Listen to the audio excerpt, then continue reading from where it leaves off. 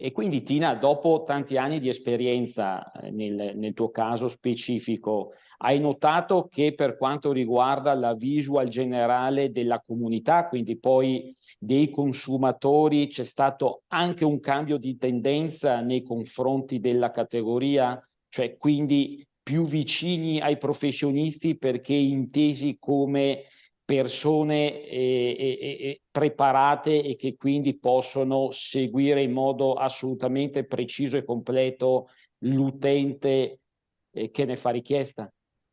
E io credo anche che comunque, come posso dire, come veniamo visti e percepiti dal mondo esterno stia cambiando.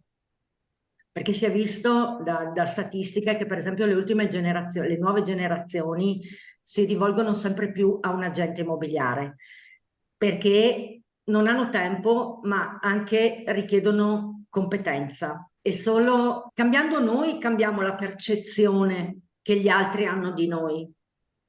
E su questo credo che negli ultimi anni ci siano stati siano stati fatti dei passi notevoli.